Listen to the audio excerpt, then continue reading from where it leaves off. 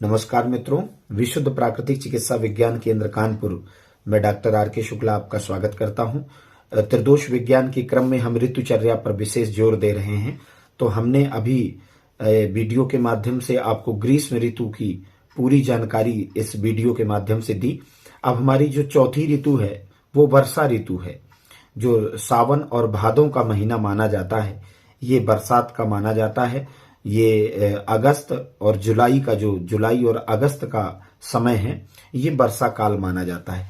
तो इस काल में सबसे पहली चीज तो इस ऋतु का जो विशेष भाव है वो ये है कि गर्मी की ऋतु में जो हमारे शरीर में वात संचय हो रहा था वो वर्षा काल में उत्पन्न होता है, यानी कि कुपित होता है। और हमारे शरीर में दर्द से रिलेटेड जितनी बीमारियां हैं, ज्वाइंट्स पेन है, गठिया है, अर्थराइटिस है, रोमेटाइड अर्थराइटिस है, साइटिका है, यानी कि जो वातज रोग हैं, सर्वाइकल है, स्पॉन्डिलाइटिस है, लंबर रीजन की कोई भी समस्या है, तो ये सारी की सारी चीजें इस ऋतु में अधिक मात्रा में देखने को मिलती हैं।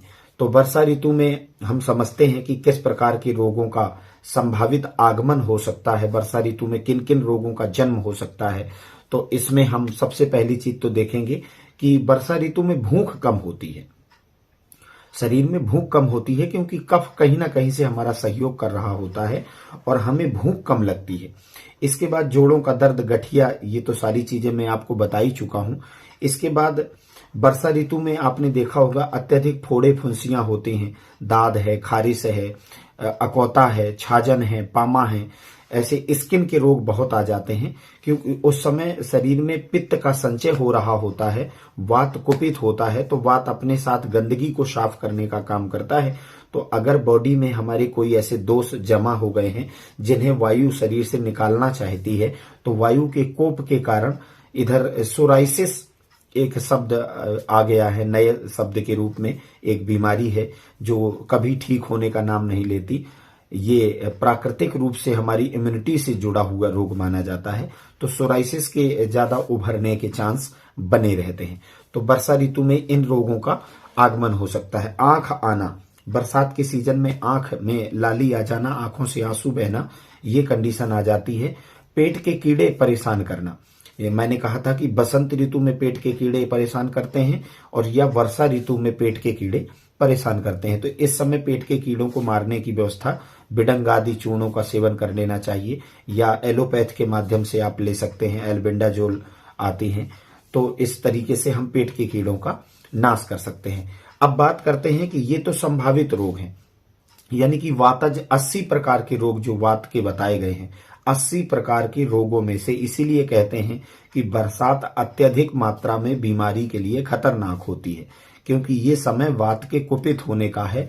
और अगर वात कुपित होता है तो 80 रोग में से कोई भी रोग हमारे शरीर में आ सकता है।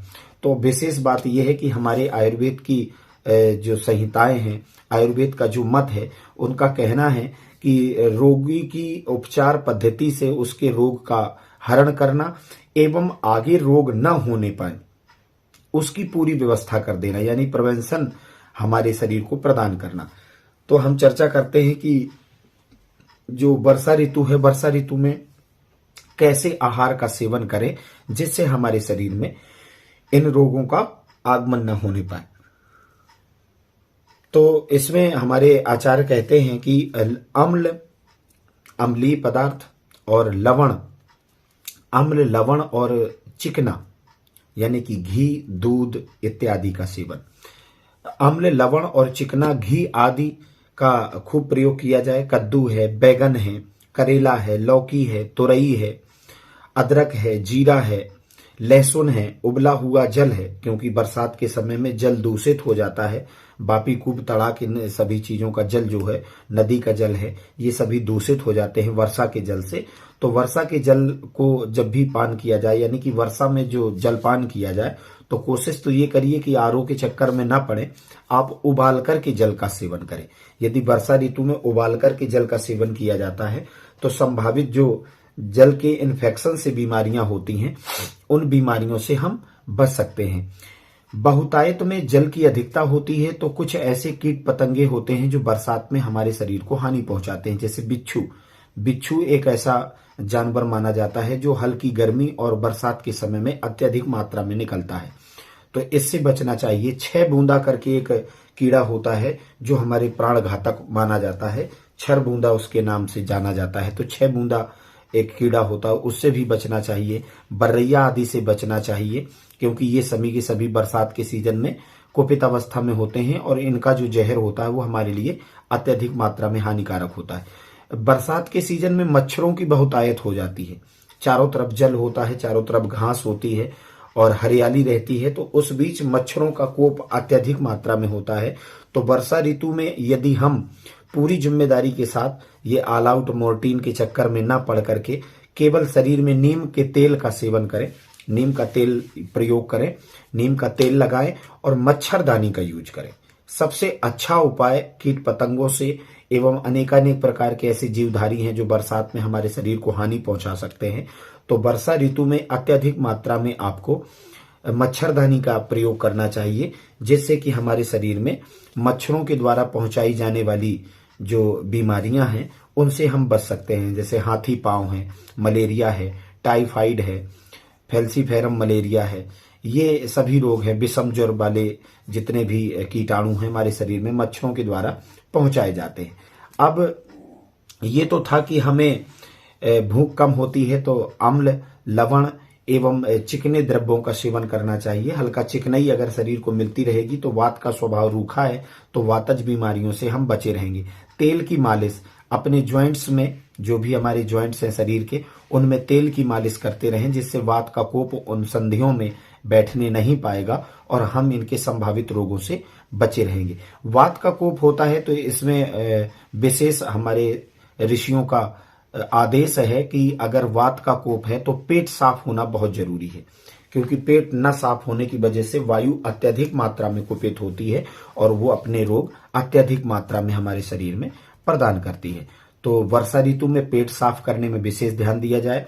सूर्य की रोशनी अगर मिलती है तो सूर्य की रोशनी ली जाए और जिन अंगों में दर्द हो रहा हो उनमें तेल की मालिश करके सिकाई की जाए, तो इनसे हम वात के सभी रोगों से बच सकते हैं।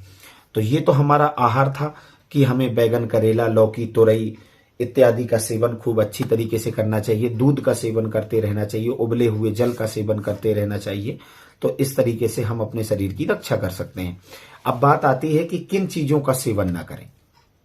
कुपथ्य क्या है, वर्षा ऋतु में ना खाने वाली चीजें क्या मानी जाती हैं। तो सबसे पहली चीज तो चावल है। चावल के लिए बरसात में मना किया गया है। अरबी, घुइयां जिसे मानते हैं, भिंडी है।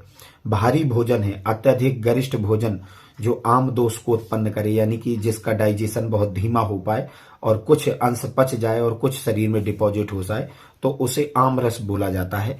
बासी भोजन का सेवन ना करें। जो रात का बचा हुआ है खाना है और आप सुबह 10-11 बजे यूज कर रहे हैं, तो बासी भोजन का सेवन ना करें। मांस, मदिरा का सेवन ना करें।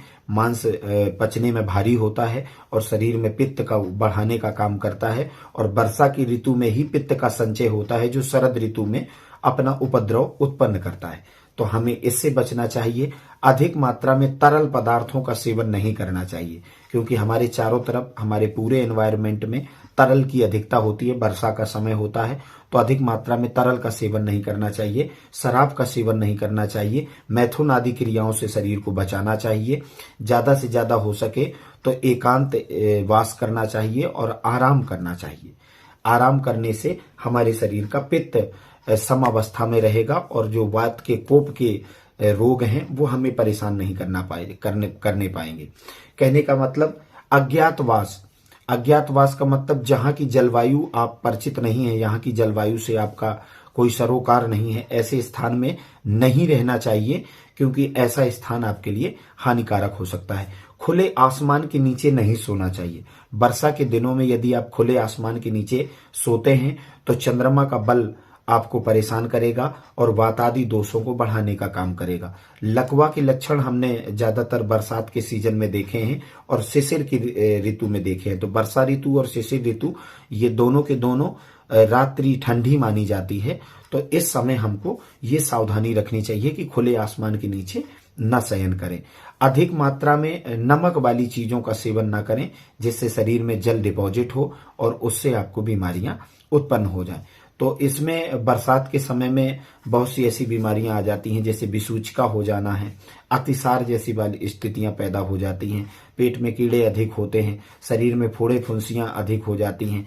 तो वर्षा ऋतु में कहा गया है यदि रक्त का शोधन किया जाए तो सर्वोपरि माना जाता है। इसलिए कहते हैं कि ग्रीष्म ऋतु में जिन जिन लोगों के द्वारा नीम का सेवन किया जाता है तो ऐसे लोग वर्षा की ऋतु में बड़े सुरक्षित माने जाते हैं, बड़ा सुखमय उनका जीवन व्यतीत होता है। तो हमने इस वीडियो के माध्यम से वर्षा ऋतु की विशेष जानकारी जो होनी चाहिए आयुर्वेद मत अनुसार आप तक पहुंचाई हैं। आशा करता हूं कि आपको ये अच्छी लगेंगी। तो ज्यादा से ज्यादा मात्रा में इस वीडियो को शेयर करें, लाइक करें, कमेंट करें और हमें अपना प्यार आशीर्वाद देते रहें, ताकि हम अपने इस चैनल विशुद्ध प्राकृतिक चिकित्सा विज्ञान केंद्र के माध्यम से अपने समाज तक पहुंचाने का काम करते रहें। निरंतर हम आपकी सेवा में बने रहें। अगर किसी को किसी तरह की किसी भी ऋतु में कोई समस्या होती है तो आप कमेंट के माध्यम से या हम नंबर देते हैं वीडियो में, तो नंबर के माध्यम से आप हम तक पहुंचा सकते हैं। उसका समुचित अवस्था में जो उपचार होना चाहिए वो प्राकृतिक चिकित्सा यानी कि घर की चिकित्सा के माध्यम से हम आप तक रूबरू करवाएंगे। इसी के साथ आशा करते हैं कि आप हमें अपना प्यार देते रहेंगे। नमस्कार, हमारे साथ इसी तरह बने रहें।